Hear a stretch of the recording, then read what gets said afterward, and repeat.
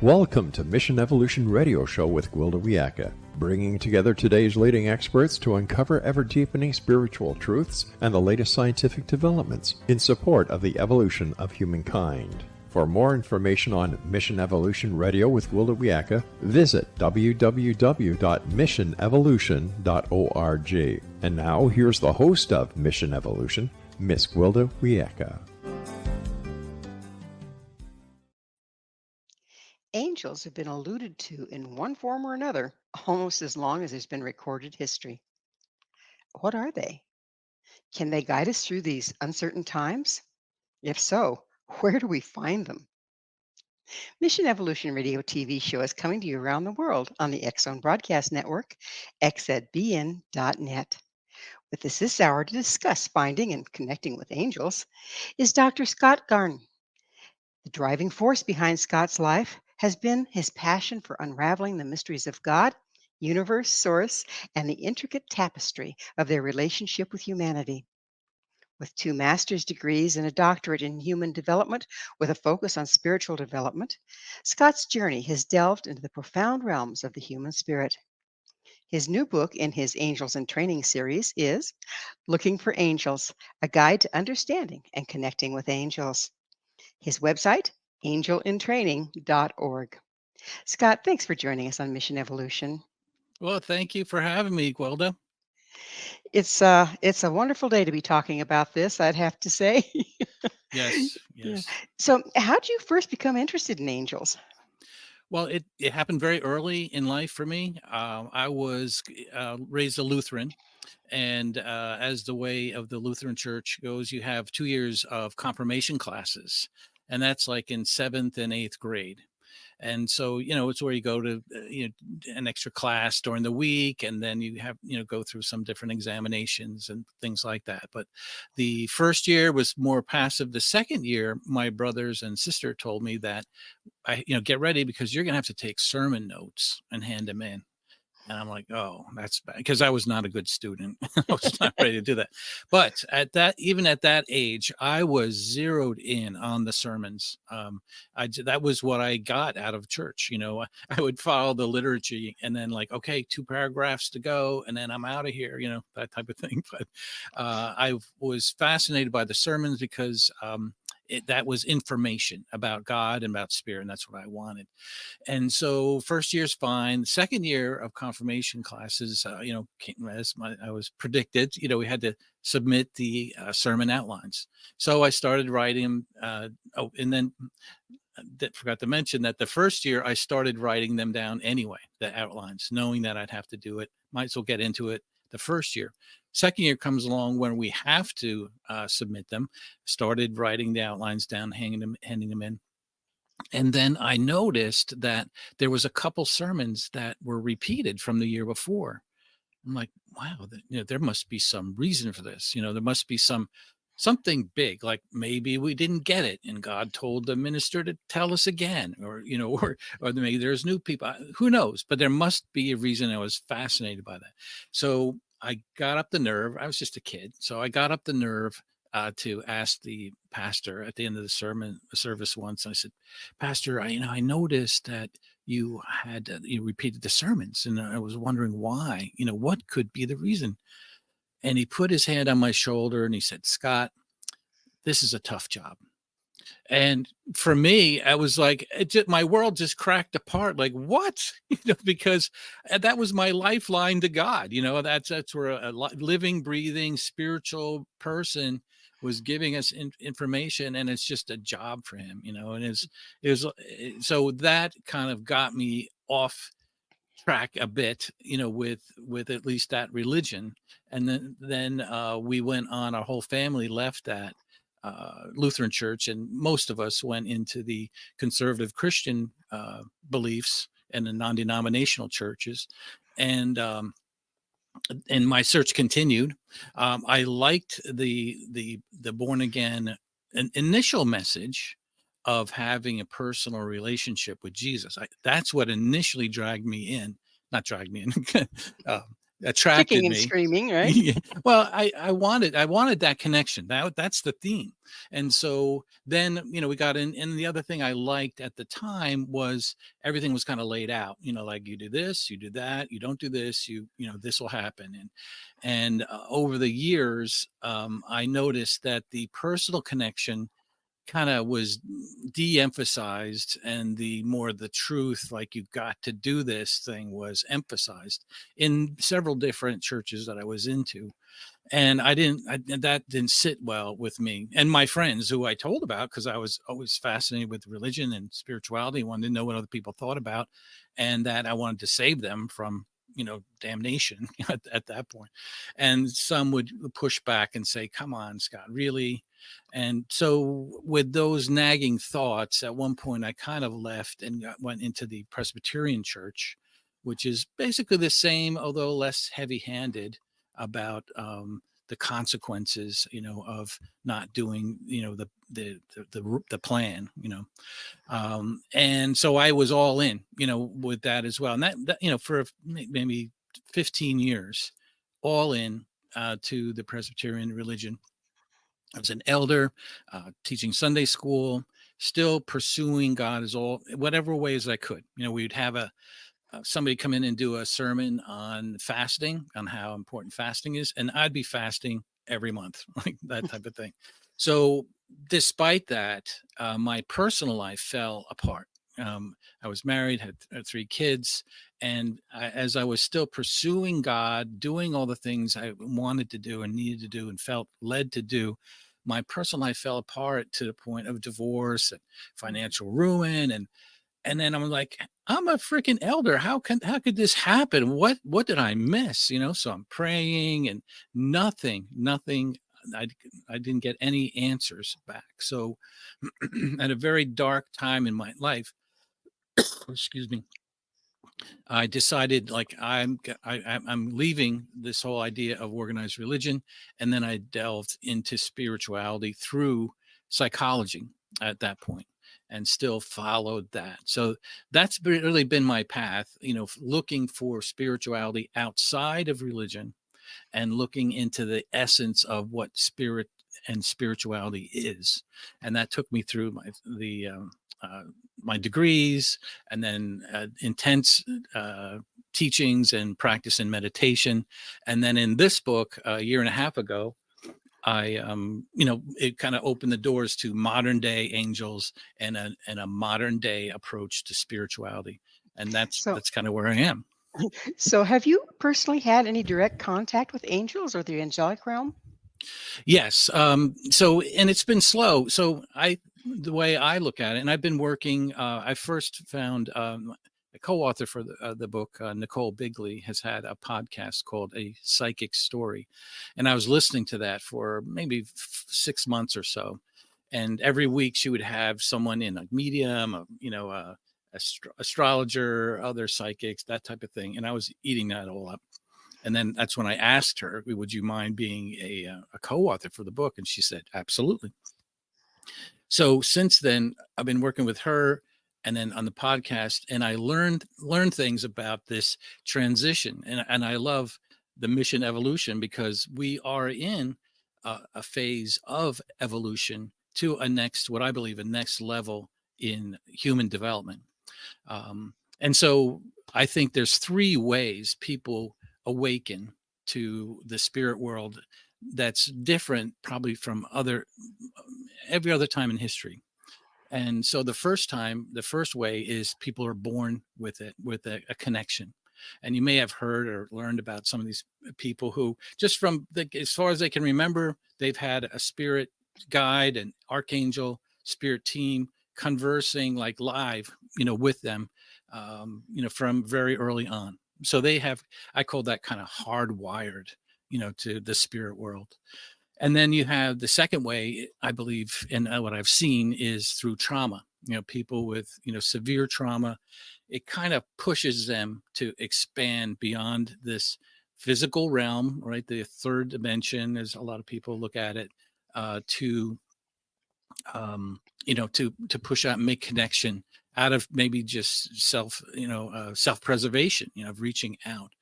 And then what I say is that the rest of us can learn, can learn, by trial and error, by practicing and this and that. And so that's what I've been doing the last year and a half, is learning. And through, you start with meditation, and then you start looking into different things to do, and make connections. So my first entree to developing a spirit team, and identifying the spirit team that we all have around us, is with an animal spirit.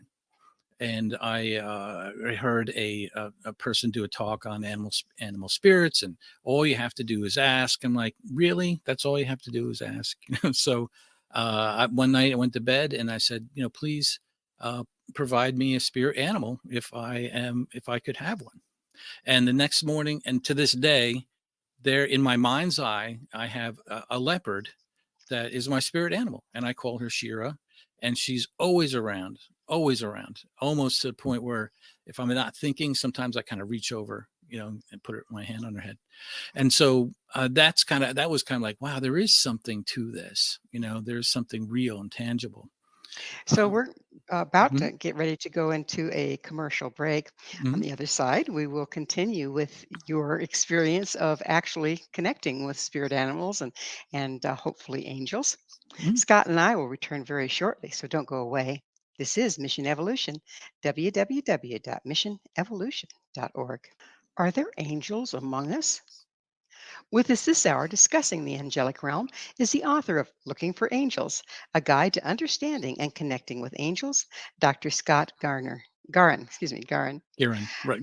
Guerin. Hey, Yes. we'll get that right. Thank you. Thank you. Yeah, some days, huh, I tell you. Um, so we were getting into, you first found a totem animal, I take it. What's Mhm. the relationship between angels and helping spirits and totem animals? Well, it's an extension, certainly. The purpose of spirit animals usually are general in that sense. Strength, power of um, connection with the spirit world. And a lot of it is just that, is companionship and protection. And that's how I view Shira. Is that she, a leopard is a watcher and a looker, and sometimes when I'm speaking or things like that, I'm a little nervous. I see her mind's eye doing that, like figure eight kind of, she kind of picks up on that.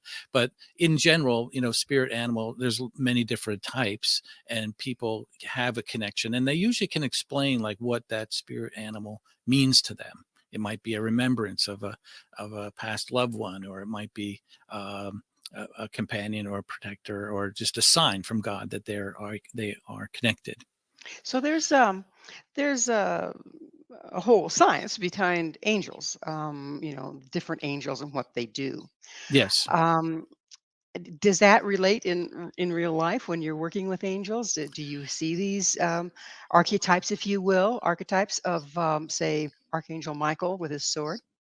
Yes. Well, and so the other way, and kind of, I'm just sharing the path that I followed to help people who are kind of getting into this as well, is that, and people ask me, like, how do I get involved?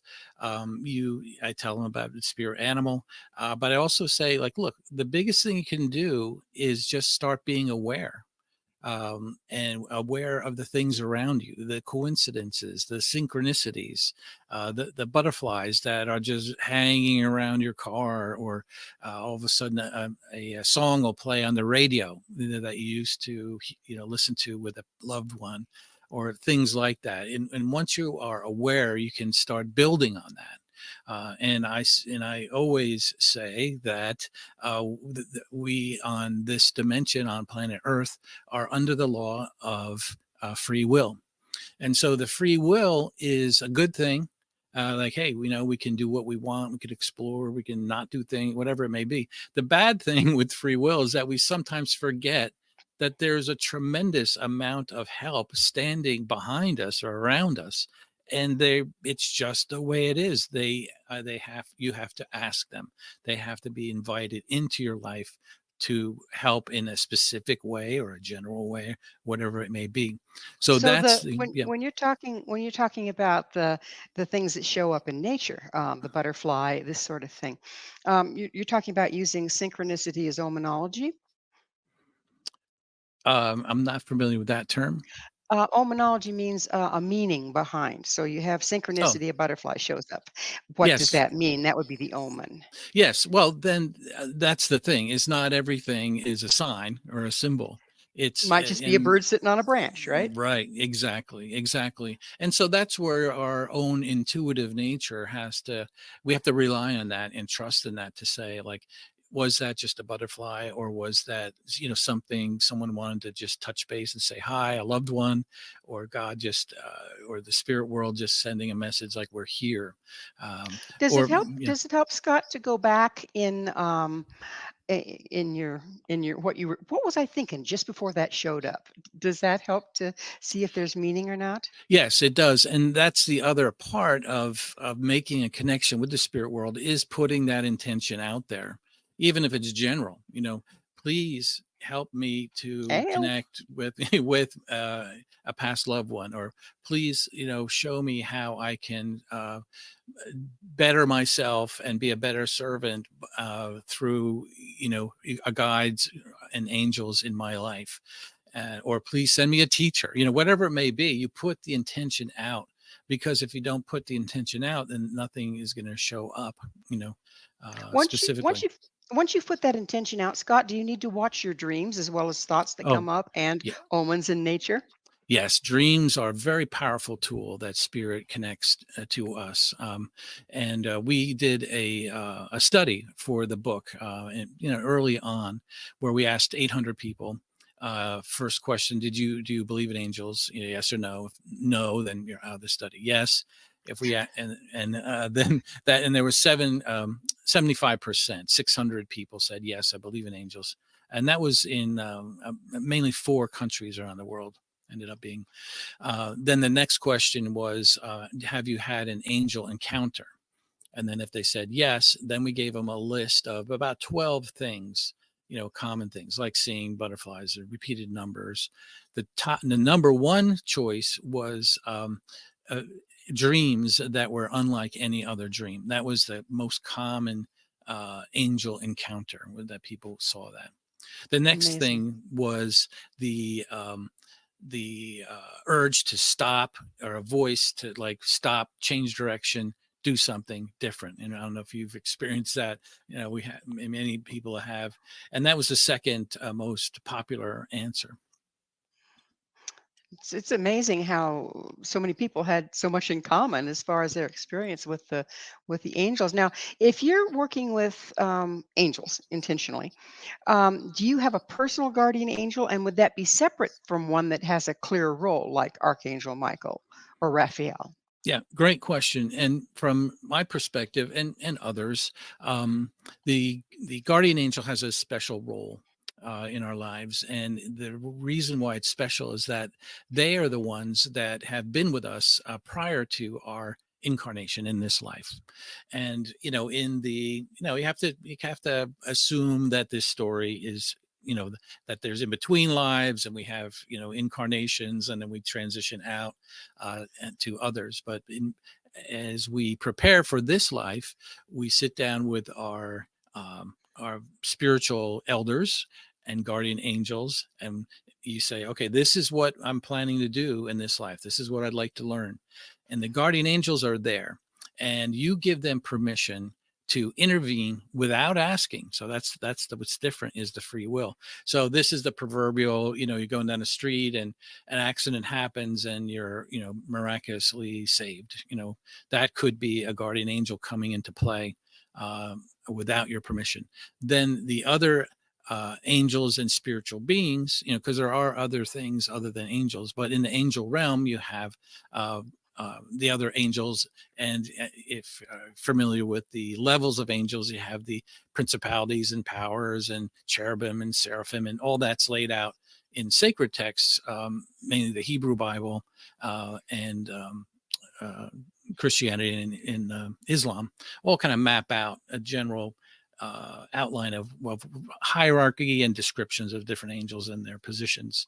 Well, Um, are these angels, have they ever been incarnate? Have they ever been people, or uh, have they always been spiritual beings? Great question. So when you look at now, we look at where do we get our information about spirituality, right? And if you look at the great religions, they all go back to like somebody was inspired or heard something and they wrote it down into the books. So at least as a starting base, the sacred texts say, and they all agree, Judeo-Christian, Islam all agree that once the physical universe was created, humans were created as extension of divine.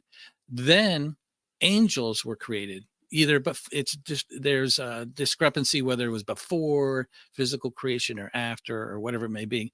But they all agree on that angels, in a sense, are a different species than humans than anything else, and that they have never been incarnated, so they don't have the human physical experience, but they are separate in that way, and they are, in a sense, hardwired. Again, use that term to carrying out God, source, the universe's path of life for the universe.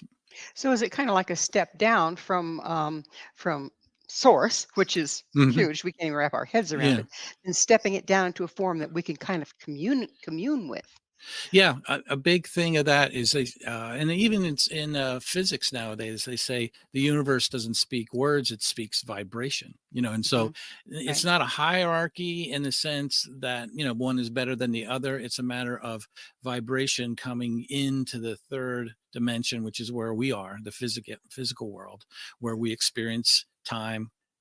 Past, present, future is separate, where there's an emphasis on separation rather than unity, Right. and things like that. So yeah, so they kind of delve down, in a sense, able to slow their vibrations at times, and that's when people see, angels or the third man scenario where someone's in dire straits and there's a person appearing to help them, and then they look for them and they're gone. That's how angels can come in and out of our world. By shifting frequency. Yes, Do yes. the way they appear to us have to do with frequency? In other words, we're creating an archetype in our mind to represent the frequency that we're experiencing. I think that's a great hypothesis on that. Whether or not it's up to them or up to us, I'm not sure about. Some of the angel stories, the most impactful angel stories that I've heard is when someone, they hear a bump in the night, they go downstairs and all they see is this glowing like ball or glowing light, and it could be blue, maybe symbolizing Archangel Michael, maybe not, but they experience unconditional love Mm. for like Well, we're 15 seconds, and it changes their life. And so absolutely.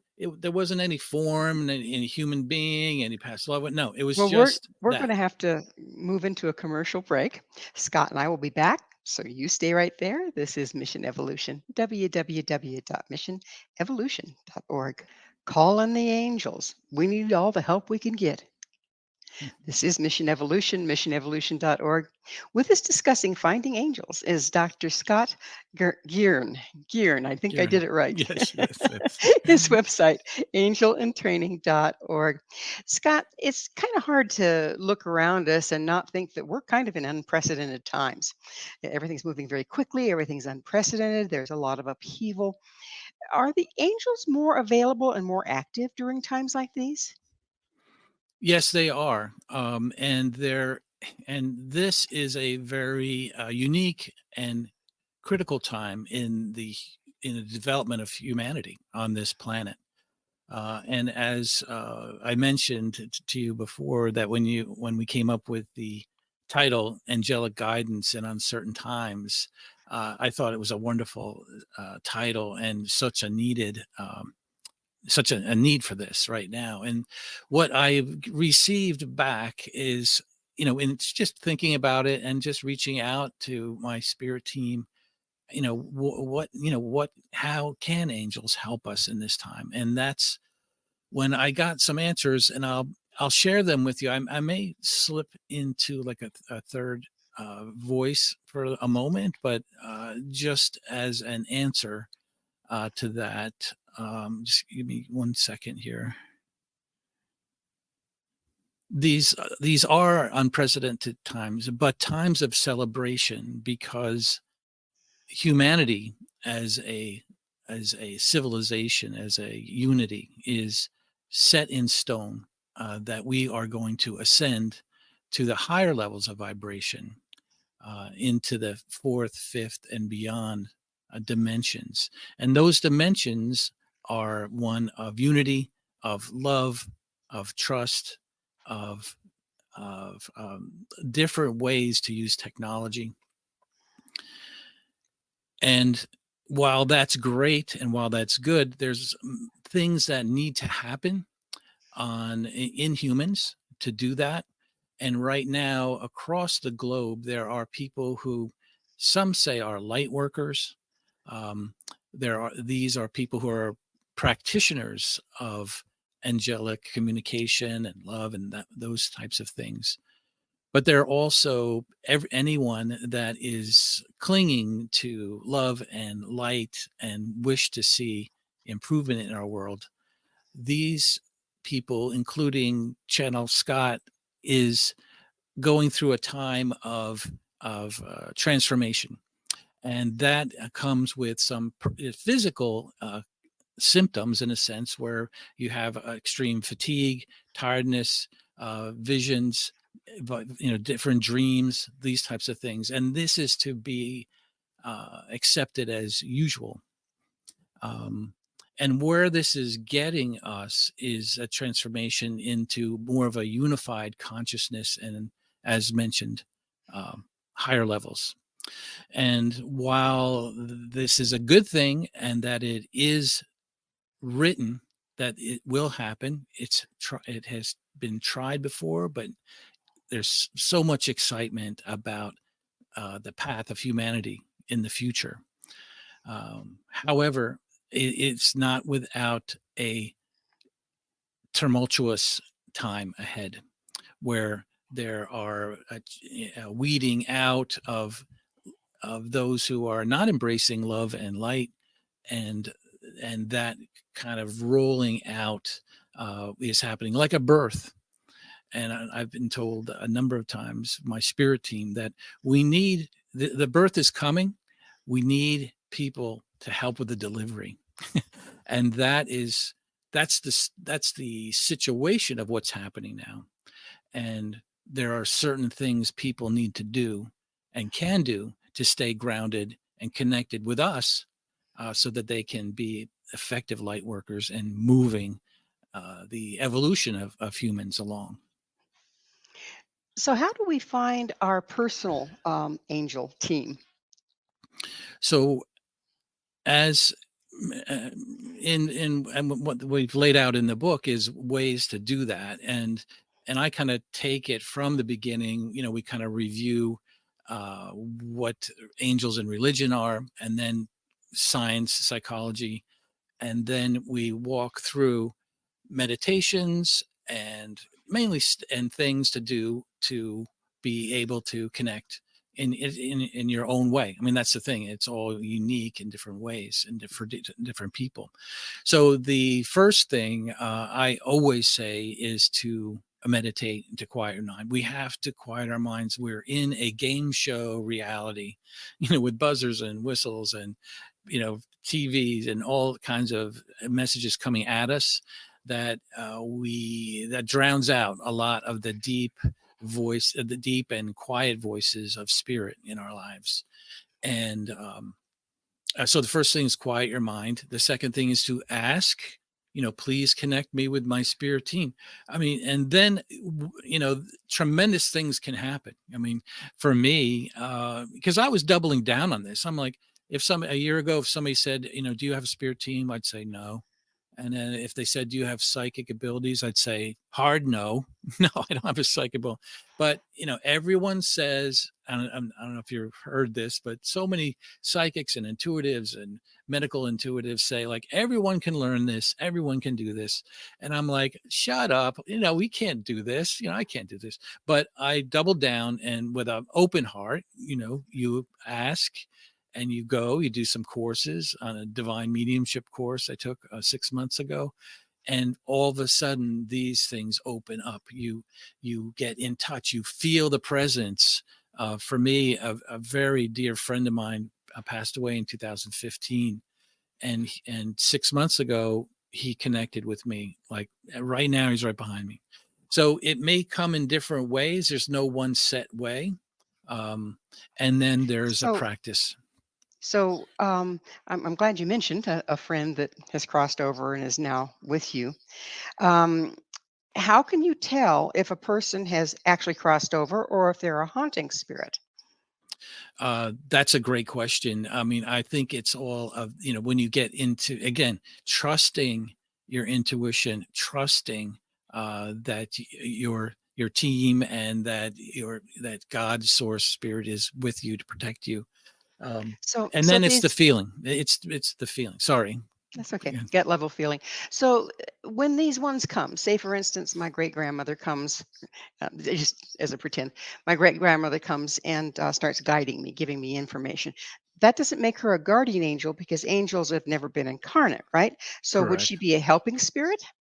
Yeah, it would be part of your. You can, and we, and people have been saying like spirit team. It seems kind of like like a college football team or something. It's like, but it's just a collection of spirits that are kind of focused on you, and it can be. It certainly always is a guardian angel. It could be archangel, etc., and it can be a past loved one, and it can be ascended masters, this and that.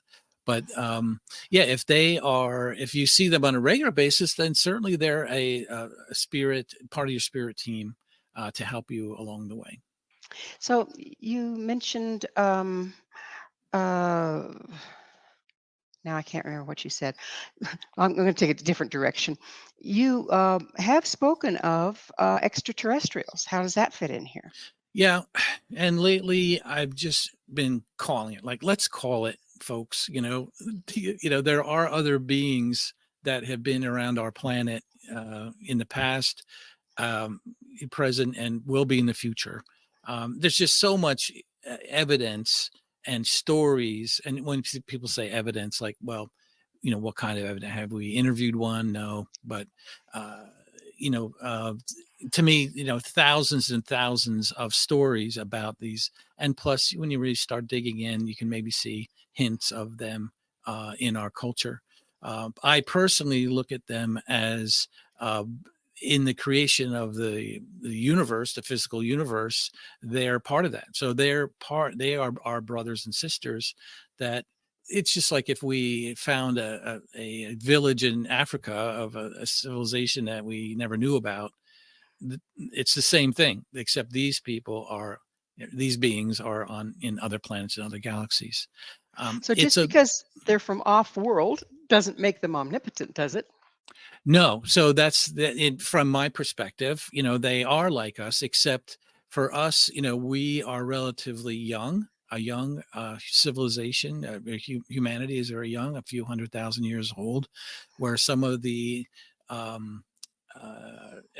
star nations, as some people call them, Pleiades, Arcturians, whatever, they're a billion years old. So they have a different perspective on Well, things. how do we know how old they are?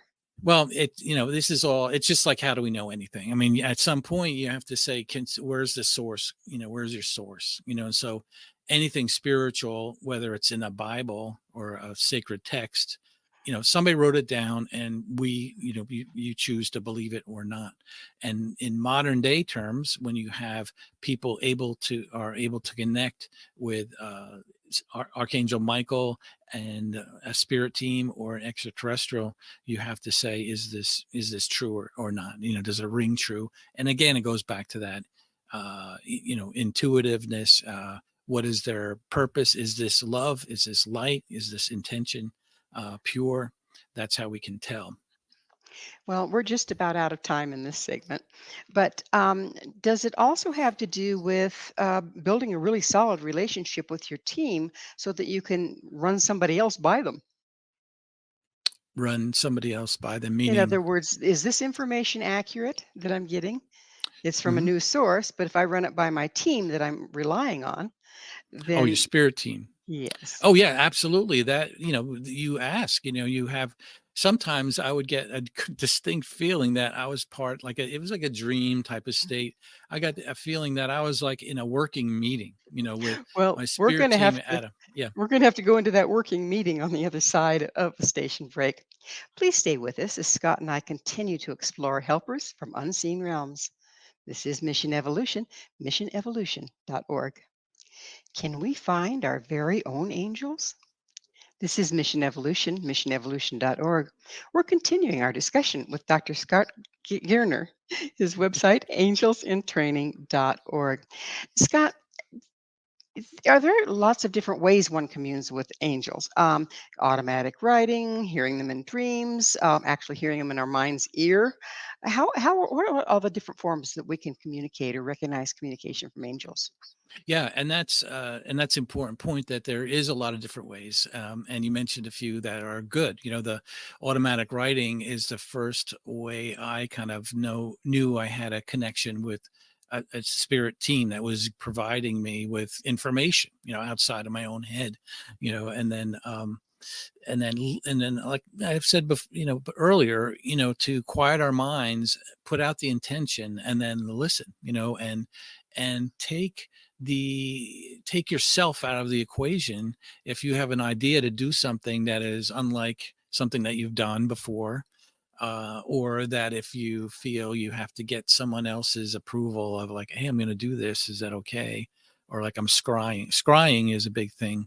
I don't know if you're familiar with it. It's, where you sit in front of a mirror with a candle, and you look at your own face, and then kind of just go into a meditative state, kind of quieting your mind, and then just start writing. So it's automatic writing, but there is a little bit more of a guidance there. Um, but there's so many ways, and as I mentioned in our study we mentioned, the repeated numbers, the smells. Sometimes you can have the uh, different, what's that smell? So, oh, my grandfather used to smoke, or whatever it may be, and you smell that. So that's the way to connect. But it's really um, trusting that they will work with you, meaning your spirit team, to connect in whatever way you're ready for. In whatever way you're wired best, probably. Yes. Yeah. Yeah. So Scott, are there fallen angels? What is a fallen angel? Yeah, and it's a great question, because Nicole and I thought about that and discussed it a bit, like, on, when we're writing this book and getting it together, like, do we get into the whole demonology and that that end of things, the dark side of things?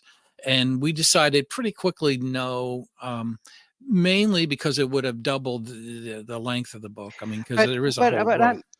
I'm asking, are there fallen Oh, angels? And if so, how do you know if you're talking to one of them or you're okay. talking to somebody that you can rely on? Yeah. So from my understanding and research, is that it kind of follows the scenario of the battle between Archangel Michael and Archangel Lucifer, way back when, at some point in time, that the Lucifer was cast out, and all his followers. So whether they were unincarnated spirits, or maybe they're humans that are just very, very angry, have tons of hatred, and are, lurking around. Yes, they do exist. It is a world out there, and we didn't want to cover it in our book because we wanted to stick with the good guys. So yeah. So How do you given tell? that, if they exist, how do you tell? Okay, well, it's the feeling, the gut feeling, in a sense. Is this good? Is this bad? You pray, please give me guidance, in this situation. And usually, from what I've I've understood and not experience, but from other people's experiences, it's very obvious that is not a good thing. It's not a good feeling. Well, And sometimes the light of an angel, the intense light can bring up our shadows. How can we tell that that negative feeling is not coming from within? well, I'm thinking about the demonic, scenario, where something is kind of after you, holding you down in bed, or that type of thing, is what you can kind of discern immediately. Yeah, that'd be a And clue. It would be a really it would be strong a clue. clue, yeah. And in those cases, you just pray. What I tell people, you just pray. Pray to the angel, the deity, your ascended master, to protect you in that moment. But as far as things coming up inside you, seeing like, hurtful things inside of you, I think that's part of the growing process that is a good thing at times. I mean, it depends on what the scenario is, but if you have hurtful behavior, you want that to be identified and addressed and grow through that. And you can, again, you can ask for that. And this is not just, it's all not isolated from other people. I mean, we're sociable people. We need to have a good team, good, friendship and teachers and mentors around us, even if it's just one or two, to be able to run some of these things by them, to say like, okay, this is something we have to address, or this is just a growing thing, whatever it may be. It always helps to have feedback. Oh So, yeah. Scott, it's that time in the show, and I get to ask you, what's your mission? My mission is, and I believe I've been doing this for lifetimes. I had a reading, whether it's true or not, I don't know. I've The passion I've had towards spirit and making that connection is, I've been pursuing that for a long time. And so, what I do is I research and I experience and I tell the world about how to connect with the spirit team, and more importantly, understand who we really are, because we are not an item that was created amongst other items. We are part of Source. We are part of God, and we can do that in many and confirm that along the way. And the more we do that, the more peace we'll have within ourselves, and also then be a part of the peace rolling out on the planet. So it sounds like helping people uncover who they really are to start out with. Yes, yes, absolutely. Yeah, It's like we've been sold a bill of goods and we bought into it. yeah. Um, so, what are the dimensional levels of existence? So that is a scenario, and I looked at it, and since I did my doctorate in human development. So you look at, I studied for years, and there's about 12, popular uh, approaches to human development. But the spiritual level, is certainly outside of academia, because there's no way to kind of analyze it or question people and come up with theories. But it is the idea, when you look at things outside of academia and religious text, you have dimensions. A third dimension is the vibration of our physical world, and then you get out of that into the fourth, and then there's lots of different models. Is there 9 dimensions, is there 50, is there hundreds? But the idea is that once we get out of this physical world, we transition through the fourth dimension, where we kind of get our spirit legs, I say. And then in the fifth dimension is where we really start connecting with one consciousness, where love is emphasized, where connection is emphasized. And uh, that's where it's at, as far as the positive things. So it looks like there's two things going on here simultaneously. One is the individual's journey, if you will, through the Mhm. dimensions.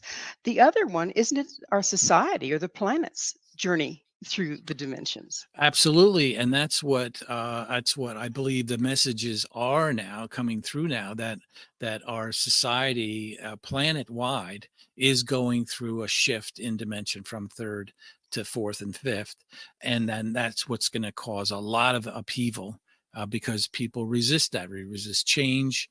They like separation. They want to have somebody to fight, and want to have an enemy, and that type of thing. So that's happening. And from what my angel team says, that it is written in stone. It is going to happen, but we got to get through this turmoil phase first. But you're absolutely right. The individual level, it's happening at the same time. And it can happen at in different perspectives or in different ways, obviously from the global aspect. Well, we're running close to being out of time in the whole show, but you spoke of free will. And if we are indeed engaging in this evolutionary process planet wide, can the individual decide to leave their head in the sand and their fanny in the air and not participate? Absolutely. Yeah. I mean, that's anyone's prerogative to do so, just like, learning anything, we can choose to, we can choose to progress. We can choose a positive direction, or we can choose to disconnect. We can choose a negative direction.